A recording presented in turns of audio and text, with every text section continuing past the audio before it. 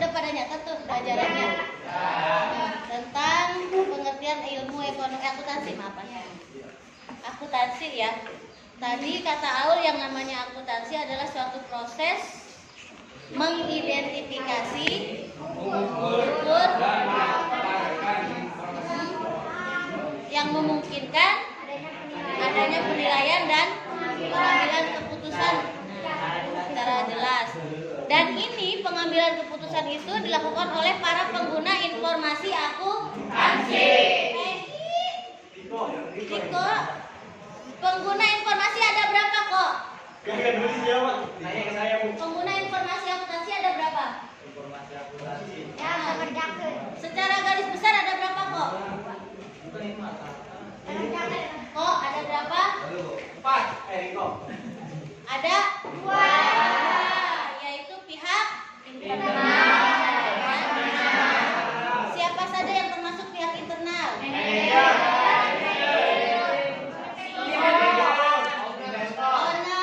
Owner siapa owner? Yang punyanya. Yang punyanya. Pihak eksternal siapa aja? Karyawan. Investor. Distributor. Pelanggan. Karyawan. Kenapa owner berkepentingan terhadap informasi akuntansi? Karena kalau nggak ada yang mimpin. Karena kalau kan begitu. Ya, kenapa dia berkepentingan terhadap laporan atau informasi akuntansi? Informasi akuntansi itu apa isinya? Isinya ada 4, ya kan? Laporan laba rugi, laporan perubahan modal, neraca, dan laporan arus kas. Kenapa owner itu berkepentingan terhadap informasi laporan laba rugi? Why? Kenapa kira-kira? Dari katanya aja laporan laba rugi. Berarti dia mencerminkan apa? Mencerminkan keuntungan atau kerugian yang dialami oleh perusahaan. Kemudian kenapa dia berkepentingan? Pemilik itu kenapa harus tahu tentang itu? Apa alasannya? Karena kalau kan dia punya perusahaan itu, otomatis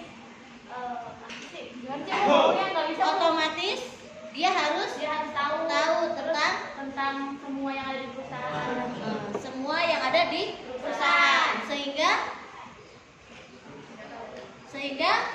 sehingga nanti dia bisa mengambil tindakan ataupun mengambil keputusan. Iya, mesti ngapain gitu kan? Kalau dia rugi, misalnya tahun ini rugi, what will they do? Apa yang akan mereka lakukan? Dan kalaupun untung, apa caranya? Bagaimana caranya untuk agar untungnya tetap stabil?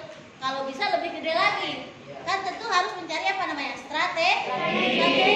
Nah, ini bagi pihak yang internal di dalam perusahaan, baik itu owner, manajer, direktur, kan mereka harus mencari berbagai cara, gitu kan ya? Strategi-strategi yang mereka harus lakukan biar kalaupun laba, nah, bagaimana labanya itu harus ditingkatkan? Harus apa yang harus dilakukan? Kegiatan apa yang dilakukan? Kalaupun rugi, berarti sama apa juga ya yang dilakukan, gitu ya. Jadi mereka di situ tadi berguna untuk apa? Mengambil keputusan. Kalau misalnya 5 tahun rugi terus, berarti harus bagaimana nih? Ya sudah, bangkrut aja gitu ya.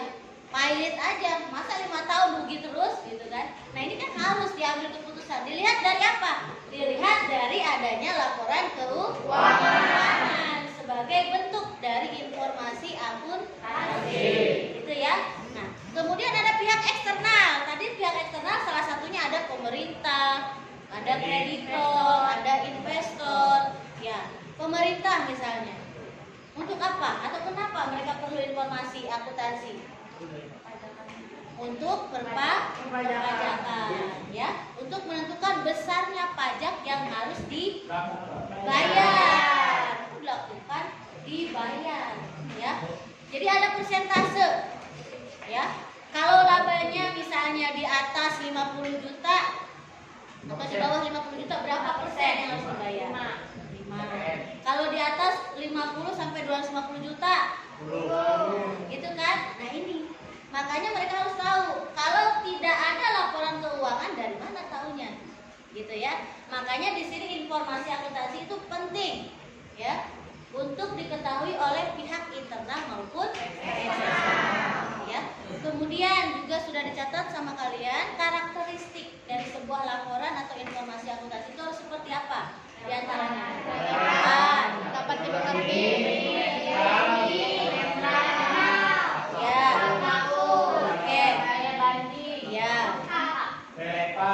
Ada nggak dari kata-kata itu yang tidak kalian pahami? Daya uji, oke. Daya banding, daya uji. Daya uji maksudnya begini, ketika informasi atau laporan keuangan itu disajikan, kemudian ada yang mengaudit, ada yang memeriksa, itu bisa diuji bahwa laporan keuangan mereka itu benar urutannya, benar sesuai dengan standar akuntansi. Nah, itu yang dikatakan memiliki daya uji. Kemudian bagaimana yang disebut dengan memiliki daya banding? Nah, laporan keuangan itu kan dibuatnya dari tahun ke tahun, setiap 1 tahun sekali. Ya, di akhir Desember itu dibuat laporan keuangannya. Maka dibandingkan antara tahun sekarang dengan tahun sebelumnya. Nah, itu yang dikatakan memiliki daya banding. Mana yang lebih bagus? Kalau laba tahun ini lebih baguskah dari tahun yang sebelumnya? Gitu kan. Kalau rugi berarti ruginya berapa juga? Tahun lalu rugi berapa, tahun ini rugi berapa? Gitu ya. Itu yang dikatakan memiliki daya banding. Oke, ada lagi yang tidak dipahami dari karakteristik sebuah buku. Relevan. Relevan itu sesuai. Ya, jangan sampai yang ditanyakan adalah laporan keuangan tahun 2021, tapi yang disajikan 2000 gitu ya. Atau misalnya itu mah udah zaman baheula, nggak dipakai lagi sistem akuntansinya yang seperti itu. Sudah sekarang mah ada penyesuaian lagi gitu ya. Itu yang dikatakan dengan relevan. Karena akuntansi memiliki standar akuntansi sendiri. Ya, ada SAK. Ada istilahnya prosedurnya. Ya, nggak boleh istilahnya menyalahi aturan dalam penggunaan sistem informasi akuntansi. Gitu. Itu dikatakan relevan di antaranya. Ada lagi netral. Orang yang membuat laporan keuangan tidak boleh memihak.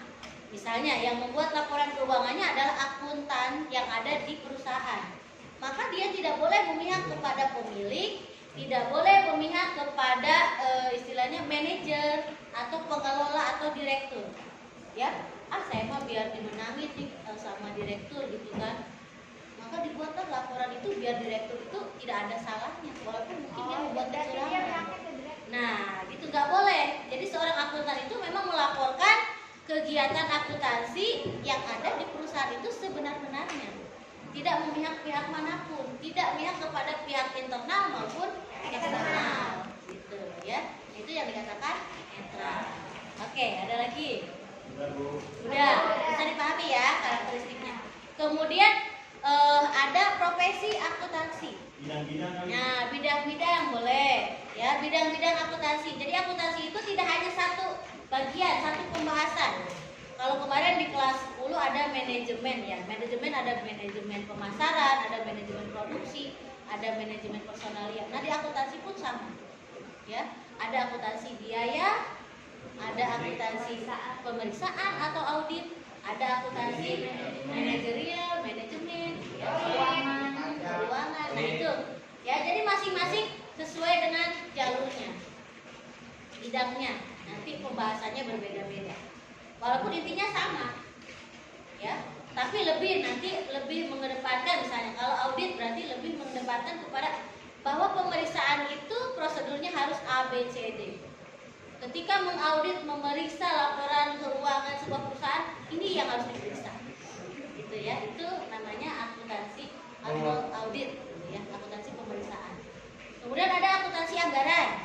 Nah, dia khusus membahas bagaimana menyusun sebuah anggaran sesuai dengan SAK. Gitu ya. Oke. Kemudian akuntan, profesi akuntansi. Jadi orang yang ahli akuntansi namanya akuntan. One day kalau Anda lulus dari STIPTIM, kuliah, ambil fakultas ekonomi, jurusannya akuntansi. Nah, nanti lulus dari kuliah Anda dapat gelar SEAK, sarjana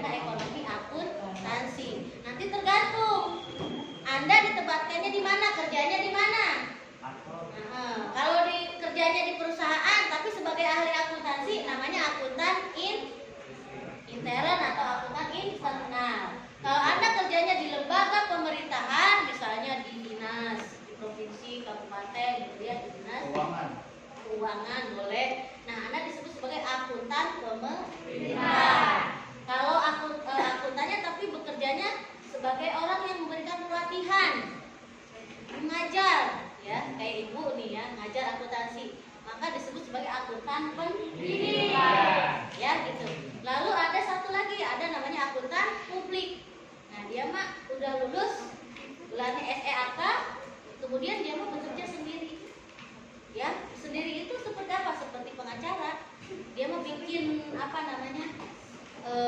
Perusahaan sendiri. Nanti saya mah disewa sama orang lain untuk jasa mengaudit, memeriksa, jadi atau membuat ya akuntansi biaya untuk perusahaan orang, gitu ya, tergantung permintaannya. Nah, itu namanya akuntan publik. Jadi yang disewa. Jadi akuntan ini mungkin kerjanya sama seperti dokter, seperti pengacara. Ya, kalau mau buka praktek sendiri bisa. Gitu ya. Itu akuntan publik. Oke, sudah dipahami sampai situ? Ya. Oke, itu adalah informasi dasar tentang akuntansi, tentang sistem informasi akuntansi. Selanjutnya kita masuk ke materi yang selanjutnya, yaitu tentang persamaan dasar akuntansi. Persamaan dasar akuntansi, di dalam akuntansi ada yang namanya siklus akuntansi. Tapi sebelum Anda memahami tentang siklus akuntansi, Anda harus tahu dulu, harus paham dulu tentang persamaan dasar. Boleh dibuka halaman 29.